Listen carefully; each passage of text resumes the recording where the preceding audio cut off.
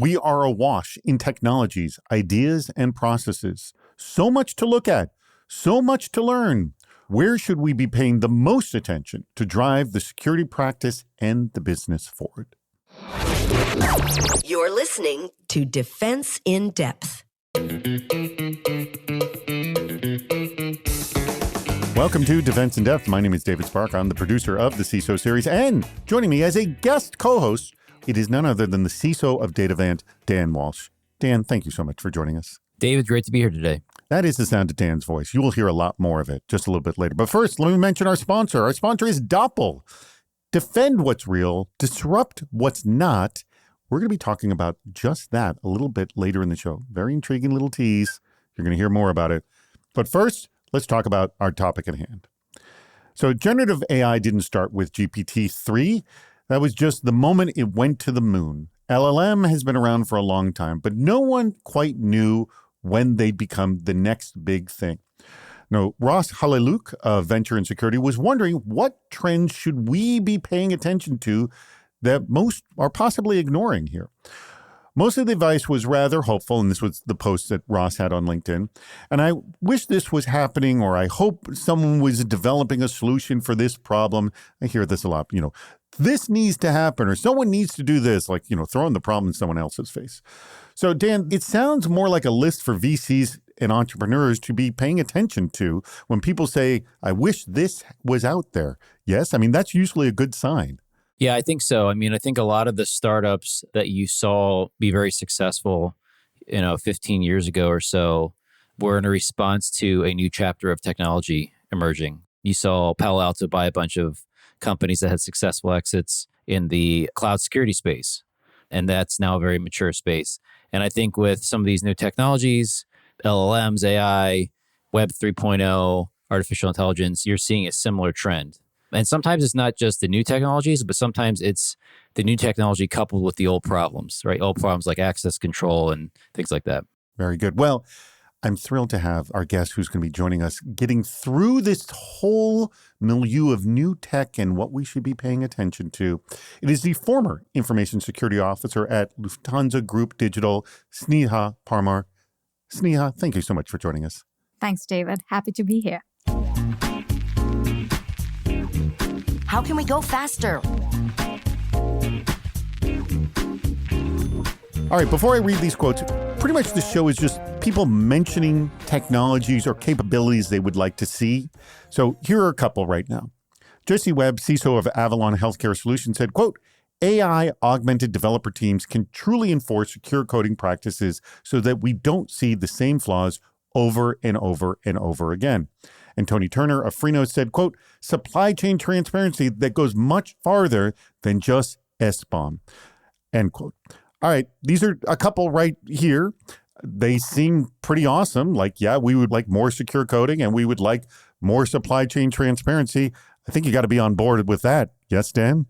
Yeah, of course. Why wouldn't you be? Having that complete transparency, around the supply chain is a utopian dream that every security leader has. But I think when you try to get real with it, it's very difficult. And I don't even know that we've been successful with SBOM right now as it stands without Web 3.0. It's a complete lack of standardization. If we don't have any form of standardization, I don't see how we could have that kind of transparency or anything. That seems like a pipe dream, like you just said. Well, we don't have it defined appropriately, in my opinion.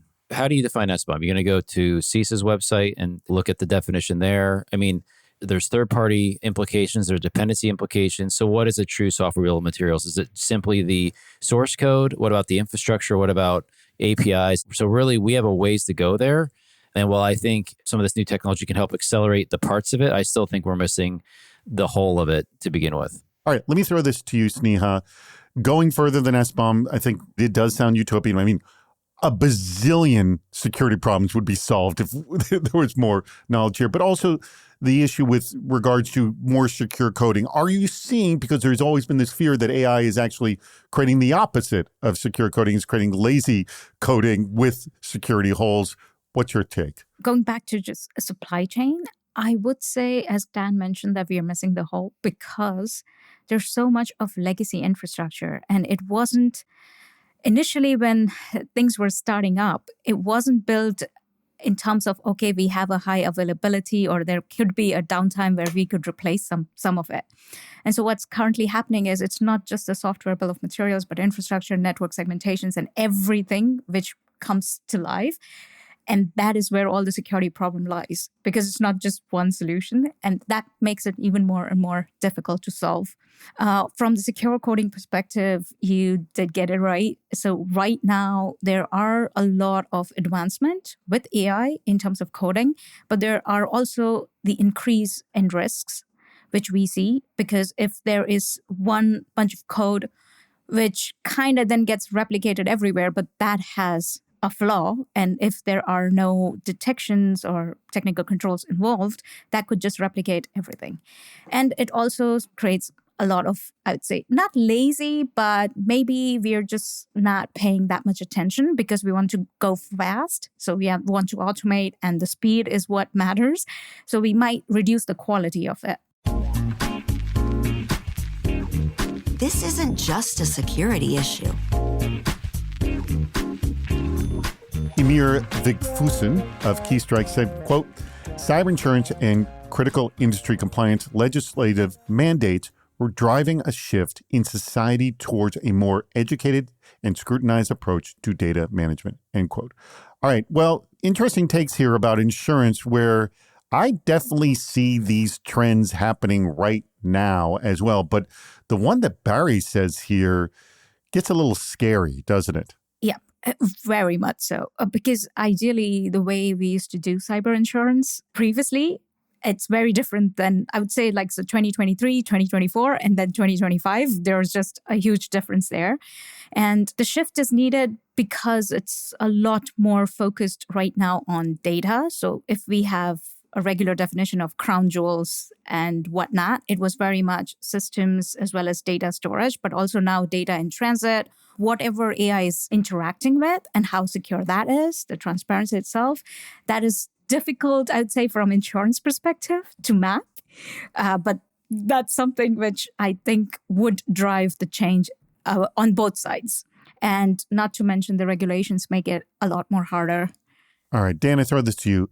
I have felt that insurance can play a very strong role in moving the essentially the ball forward in security, in that, look, if they make demands, organizations, like what regulations do, will start having to move in that direction. Don't you think insurance has a great, powerful part to play here? I think it can. I think it does. It is a regulator. It's a regulating force for sure. I think the challenge with it is like, it's very easy to show a surface level controls to get your rates where you want them to be. And I think that cyber insurance, like the regulators, is going to be in a constant state of catch up in trying to stay ahead of this. I think the one interesting thing to me about this whole, this isn't a security issue, is the quote by George. He talks about data management, right? So what we're doing now is, in the past, before AI and LLMs, you could be 90% accurate with your data. You had the human there for the context, and they could manage to do that very successfully. Now you're going to be going faster with a machine, and that bad data or that poor data hygiene is going to accelerate a bad outcome potentially. Yeah, I mean, the thing is, maybe we're buoyed by it because we're seeing a lot of these DSPM tools out there that are coming to the front, and they solely exist because AI has been able to catalog and essentially tag all of this data, and could conceivably solve a lot of these sort of data management concerns that we've had. Maybe the regulations can tighten a little bit more of what you need to know, what you have, where it's gone, kind of a thing. Yes, Dan? Absolutely. I mean, you think about in traditional data security, you had for like 20 plus years data loss prevention, DLP. So you think about that as like the numerator of the equation. But your DSPM is all the data that's not in transit, that's sitting in some data store, either unstructured or structured. And that is like the sleeping giant. Maybe it's sitting there for 20 years in some old database, and then the guy who was maintaining it, or girl who was maintaining it, leaves. And all of a sudden that database gets vulnerable, and you have no idea that it's been sitting there the entire time. And now you have a security breach. And so, yes, AI-enabled DSPM is something that's super valuable, and it's definitely a hot topic, within the security leadership community. Sneha, your take on essentially data management, getting tighter controls just because we have the capability to understand it better. I 100% agree with Dan, because the biggest problems we see in terms of attacks is ideally a data breach and then a disruption of the organization, be it ransomware or so, but still the lucrative thing for a company to protect or for attackers to attack and the company to protect is data. And there's just mounts and mounts of unstructured, unclassified data, which we are sitting on. And it's really, really hard for security team. It has always been harder for security teams to know it all because it's just, there's legacy, there's new stuff's coming up, new architectures spinning up. And AI, I'm hoping that there's a chance that we could solve this problem. At least even if the security teams have the visibility into 90%, we could fix a lot of stuffs with that. And there is a huge, huge rise in the DSPM. So, yep, betting on it. Before I go on any further, let me tell you about our spectacular sponsor, and that is Doppel. Now, Doppel is the first social engineering defense platform purpose-built to dismantle impersonation threats before they actually cause harm. Now, while legacy tools focus on detection and alerting, Doppel goes further using AI and infrastructure correlation to link phishing emails, fake domains, deepfakes, and impersonation campaigns across channels. From executive protection to brand impersonation takedowns, Doppel doesn't just flag threats, it disrupts them at the source. Every attack fuels their shared threat grid, giving every customer the benefit of collective intelligence. The result? Faster disruption, stronger resilience, and fewer opportunities for adversaries to profit. That's what you want. So Doppel makes digital deception unprofitable, protecting your people, your reputation, and your revenue in a world where social engineering is now the biggest threat to enterprise security. So you want to learn more? You got to go to the website, and that is doppel.com. Let me spell that for you. It's DOPPEL.com. Go check them out. Why is this so darn hard? Raj Krishnamurthy of Compliance Cow said, quote, open trust in which every service can advertise its own security context, and every consumer of that service can determine if it should do business with it or ignore or escalate. It's interesting. So that leans back to our discussion earlier about third parties.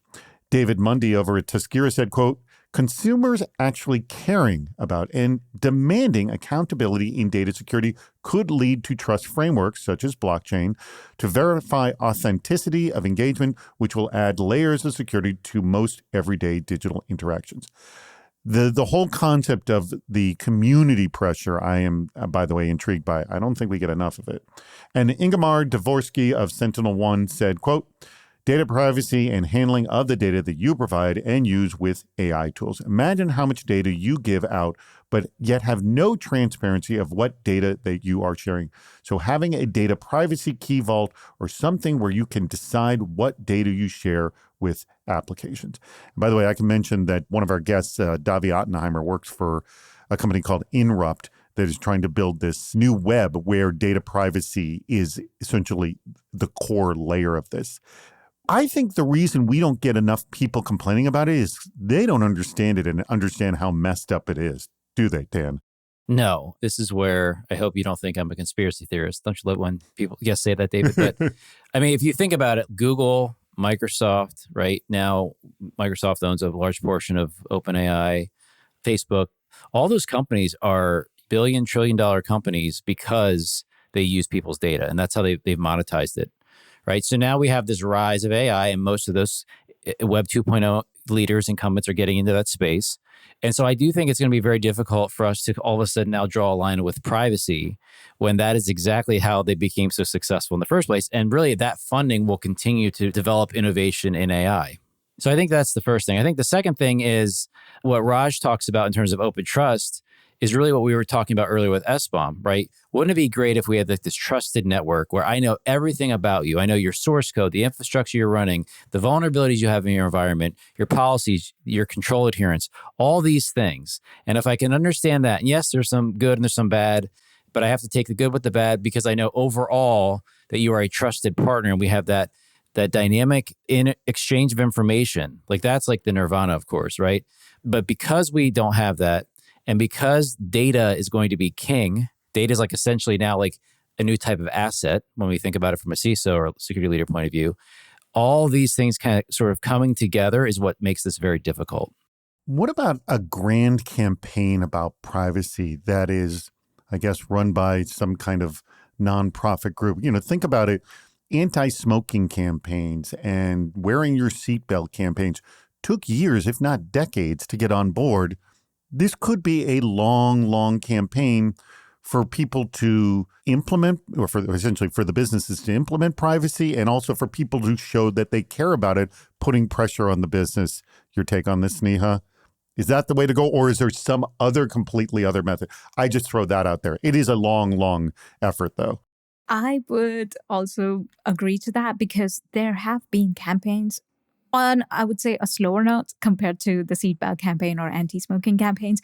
But what I have noticed, maybe I could be wrong, but what I've noticed from consumer perspective is they actually feel like setting up an MFA itself is a huge blocker because it would slow them down, or that's just like too much and I don't want to do it. I just want one click and everything is cool and everything should be done, except when it comes to banking, because then it's money involved. So then they're like, no, I need more security.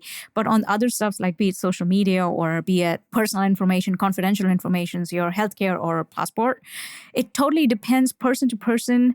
You would see the change in the narrative that they have had before, but also with a lot of campaigns and details. They would have questions, but ultimately when it comes down to putting on the controls from personal perspective, like be it MFA or having a VPN or whatsoever, they kind of digress from doing that because that's time consuming.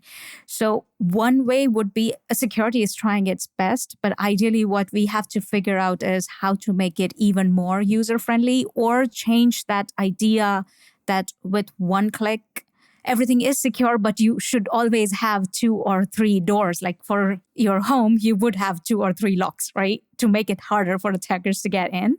It's the same way for your data. And that's not set in yet. So that is where I think a huge campaign would help. But a combined countrywide or worldwide campaigns would help there a lot. Because the privacy laws are different in every country and every continent. And so it's seen differently. And a lot of people are like, yeah, I don't care. I'm in the US, or, oh, I don't care. I'm in the EU. Well, there's no question GDPR forced privacy issues here in the US. Yeah, the California privacy law. And the California privacy law too. So when you have big places where you have to do business, you got to do business in Europe, you kind of have to do business in California. That's what pushes. Dan, you're nodding your head. Yeah, I mean, I don't think it's by accident that the U.S., all the big data companies were launched in the U.S. It's always a pendulum swing, right? Then it swung over to Europe and they were like, no thanks, GDPR. And then it swung back to California like, maybe we should pay attention to what they're doing over in Europe. Let's do this California privacy law. What needs to be considered? Our last comment comes from Fernando Montenegro of the Futurum Group. And he actually has a comment about just the industry of cybersecurity in general and just sort of careers in that as well. Quote, evolution of roles and responsibilities for security within organizations tied to multiple factors, including career progressions, rise in regulatory landscape, and cognitive overload. All things we talk about multiple times on this show, Dan. And I think one of the sort of the concerns in cybersecurity, and you've been in a long time, this, is how you show you're doing a good job. It seems that if we can start connecting it to more stuff to show things are getting done and the security program is moving forward, the business sees the value of it, and then the individuals are seeing the value of it, and managers are seeing the values of the individuals. Like, I would assume that would be an ideal situation you as a manager would love to see going forward. Yes? Yeah, absolutely. I think, one of the things that I've been thinking a lot about within the last couple of years is how can AI enable me as a security leader to lower the cost per control, right? So we have access controls in our environment, or we have other types of technical control. I'm not going to list all of them, of course, but as I'm spending my money, right, and AI has this promise of like utopia where it's going to eliminate all this work and you're just going to be served by the AI robots, right? I'm a little bit facetious there, but can AI meaningfully reduce the cost of my program? These automated SOC analysts that are going to help my team, and I don't have to hire, tier one SOC analysts anymore because they're going to do a lot of the basic 101 security operation tasks, freeing up my tier two analysts to do something else. That should lower the cost of that control for monitoring in my environment. I think really that's the promise of it. And that's how I would encourage folks to keep themselves grounded around all this hype. All right, Sneha, you yourself, same situation in terms of sort of showing the value to the business and showing the value of individual team members. What are the hooks that you would like to see that aren't there?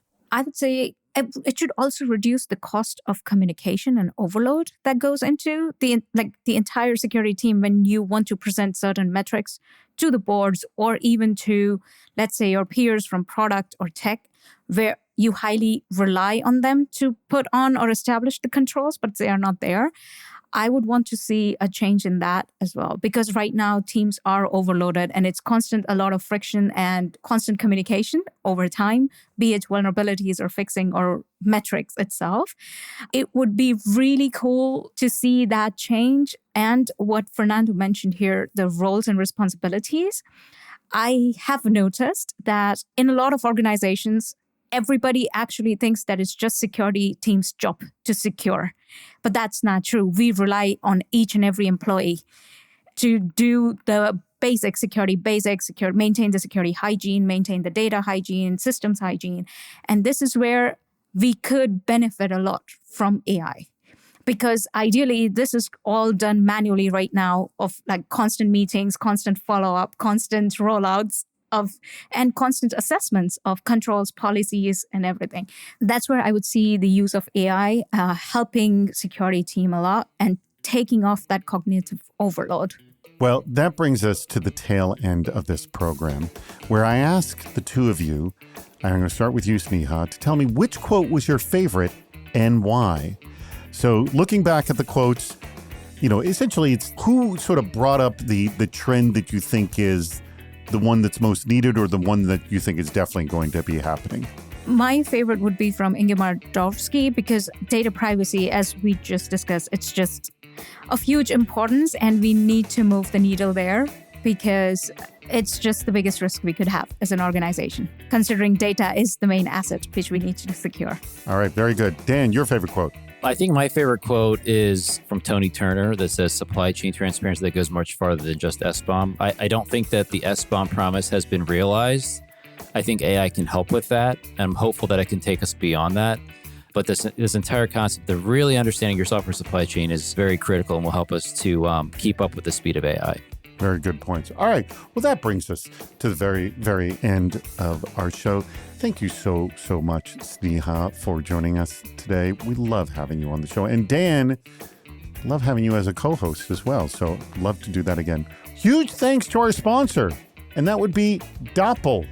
Remember, go to Doppel. They are the ones who will help you with social engineering efforts used against you, which, well, it's a big deal, we know right now. Defend what's real, disrupt what's not. Go to their website, Doppel, Doppel.com. Go check it out. Get help with essentially social engineering attacks. It's tough out there. It's really tough. And always, I want to thank our audience. We greatly appreciate your contributions and for listening to Defense in Depth. We've reached the end of Defense in Depth. Make sure to subscribe so you don't miss yet another hot topic in cybersecurity. This show thrives on your contributions. Please write a review, leave a comment on LinkedIn or on our site, CISOseries.com, where you'll also see plenty of ways to participate, including recording a question or a comment for the show.